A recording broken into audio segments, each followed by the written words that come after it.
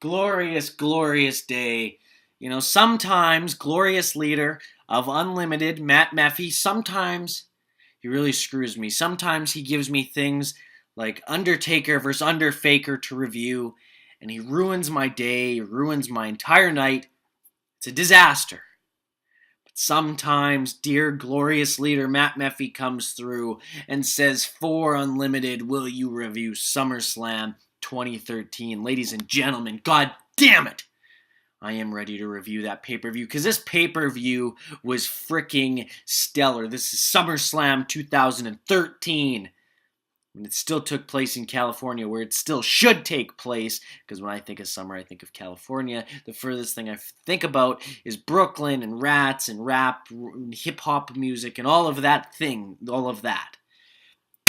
Excellent pay-per-view. Let's get started. We're not even going to talk about the pre-show because really, who cares about the pre-show? The pre-show does nothing ever. They should get rid of a pre-show.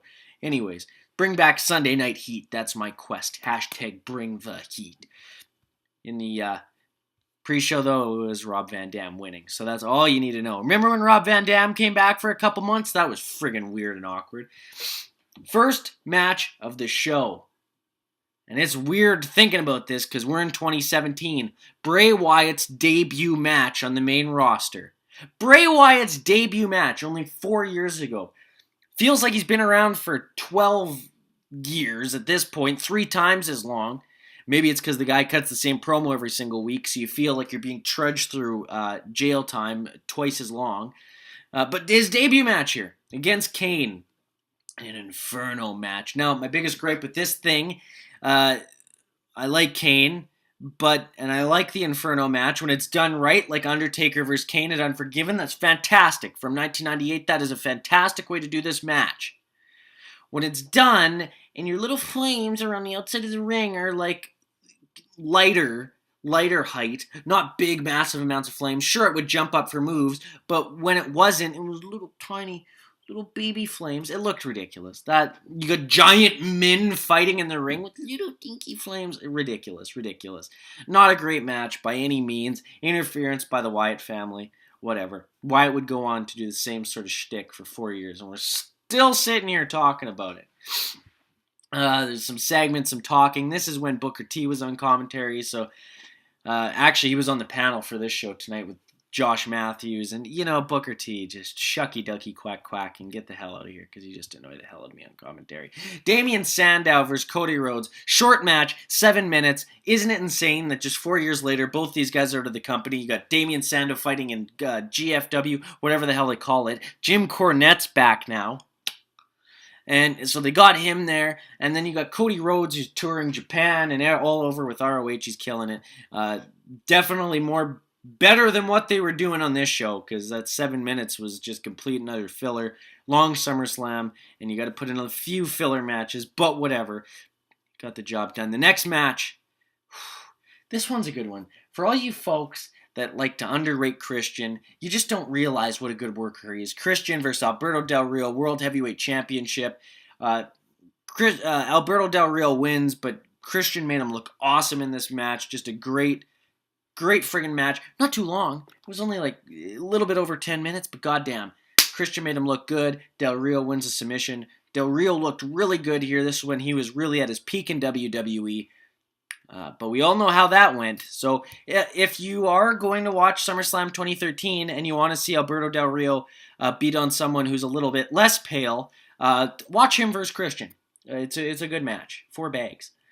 Then you got some more talking. I hate these talking segments. You just skip them in 2017. Well, you don't skip them. You look and you face palm, but you realize you just have to consume it and get through. But then the next match makes you want to drink. Natalya versus Brie Bella. And guess who's on the side? The Funkadactyls. And then you got Eva Marie and you got Nikki Bella. Just thank God for the the women's division of the past year, 2 years, because compared to this abomination, it's night and day. Natalya was even bad here. Just nothing good. Nothing good about this match at all. Just don't watch. And then, then you fast forward a couple more times, and you just kind of wait, and then you see, oh, look, there's Brock Lesnar. Oh, and there's CM Punk. And then you hit play. Because, god damn it, this match there's 2 matches on the show that made it But this one takes the cake as the best match, I think. CM Punk, Brock Lesnar go out there, beat the shit out of each other for just close to 30 minutes, just destroy. 4.5 stars. Watch it. This was when Punk was embroiled with the Paul Heyman feud and they were going at it. Lesnar came back after Ryback. Just fantastic.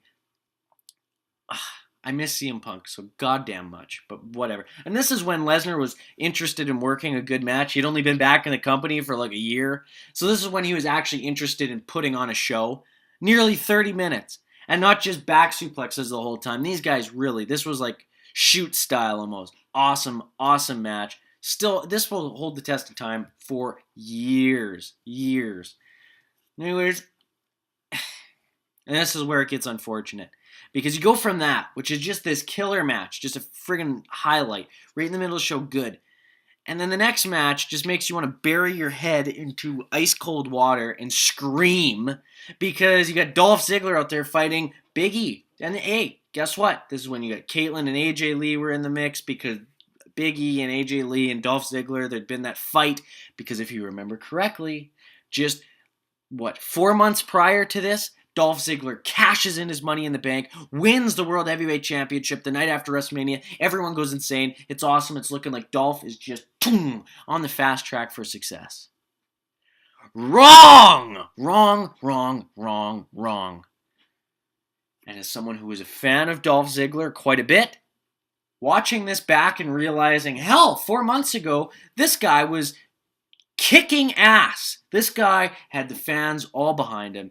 And here he is on SummerSlam 2013, wrestling just a few minutes with Big E Langston. And yes, him and Caitlyn went over, but goddamn. And where has it led to? He's not even booked in SummerSlam 2017. So that's really the downfall. It's a shame. That guy's talented, and he's being wasted. Absolutely wasted. And then actually after this match, one of the things that's kind of funny is Miz and Fandango have a comedy segment. But considering where these two ended up in 2017, I mean, the complete opposite of Dolph Ziggler. Miz is one of the most must-see in 2017, and Fandango, with his Fashion Peak stuff with Tyler Breeze, unbelievable. Because these guys were just, this was a horrible little segment. They're trying to be funny. It's not even worth mentioning because it was just so short. Just a little bit of filler to get to that main event. Nothing. Which, speaking of another filler segment, good Lord. Earlier in the show, Ryback, when he was doing that whole bully gimmick after his feud with CM Punk that ultimately led him nowhere, he's doing this whole bully gimmick and he's dumping, in this show he dumps soup on a caterer. To think, and I'm not a big Ryback fan, didn't think he really deserved a push ever, but hey, he was something for the fans. I thought he was good in the mid-card. But to see him go from where he was to dumping soup in backstage segments, well, now he just lies on his podcast every day. So, hey, the world just keeps on spinning. Main event time, another fantastic match. Again, if you're going to watch this pay-per-view, but you don't have a lot of time because, let's face it, it's 2017. No one has time for anything. Why are you watching this video?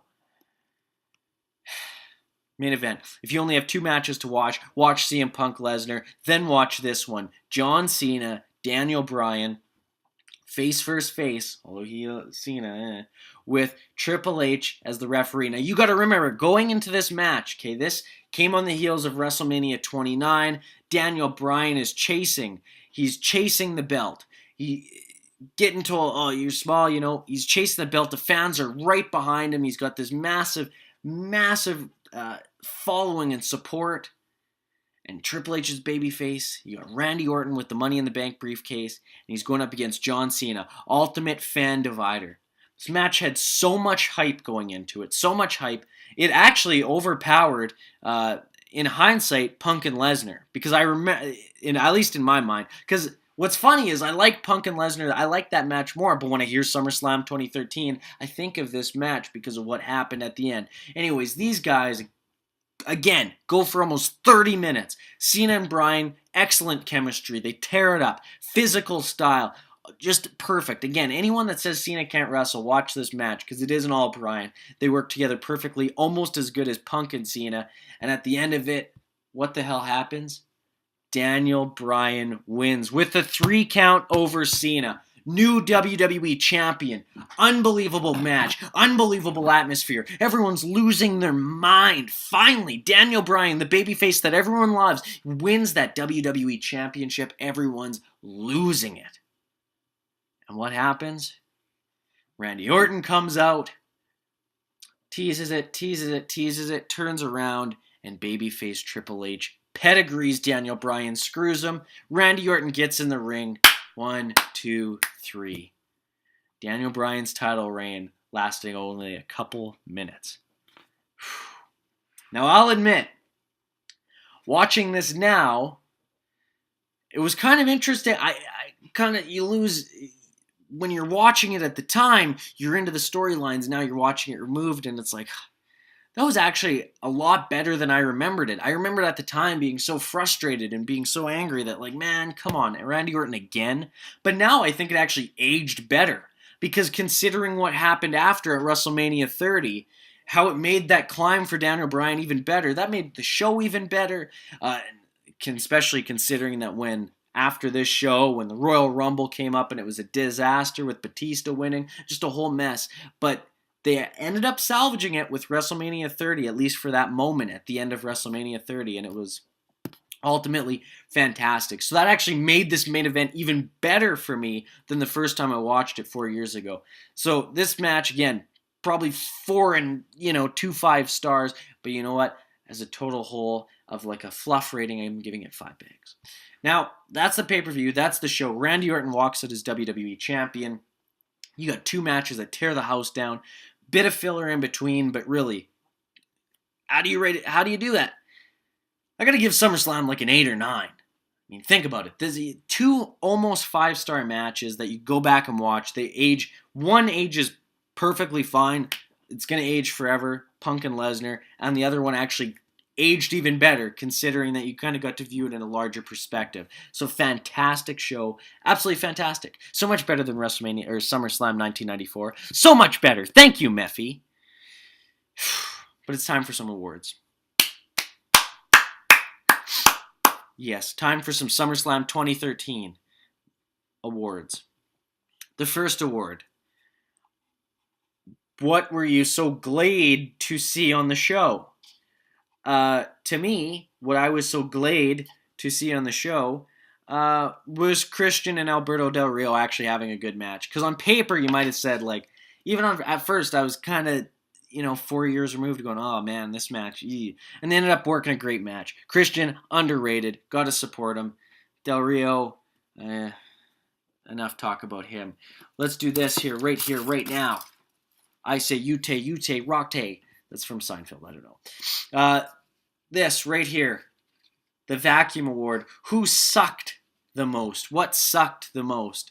Probably Damien Sandow and Cody Rhodes.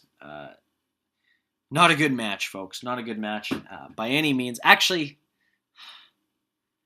that sucked because knowing the potential that could have been in WWE, that's where I was going to go with that. But man, that Divas crap with the women on the outside. Eva Marie, you know what? Eva Marie gets the sucking award. Enough said. What left fans foaming at the mouth? Well, the foaming award, that has to go to Punk Lesnar. You could watch that match and want 10 more right after. The key to the pay-per-view. The key to the pay-per-view was actually a really good ending because it hooked interest, because that ending with Randy Orton immediately hooked interest because everyone wanted to see Daniel Bryan get on his quest to try and win that belt back. Took a little bit longer than expected, but again, it paid off. Last award. Moo. The biggest BS award. You know what? I gave the sucking award to Eva Marie. I'm going to give the biggest BS award to Damien Sandow and Cody Rhodes. 2 really good talents that WWE ultimately found absolutely nothing to do with. Shame on you, WWE. Shame on you. Even more egregious is Damien Sandow, because that guy deserved way more. He was an awesome gimmick. I don't care. Don't at me. But that concludes SummerSlam 2013. A good show, 8 or 9. Like I said, if you're going to watch it, Watch the whole thing if you can, because it's not bad. It forms together well. But if you only got time for 1 or 2 matches, Punk Lesnar first, then Cena, Daniel Bryan, Triple H as special guest referee as the second match. Oh, thank you. Thank you very much.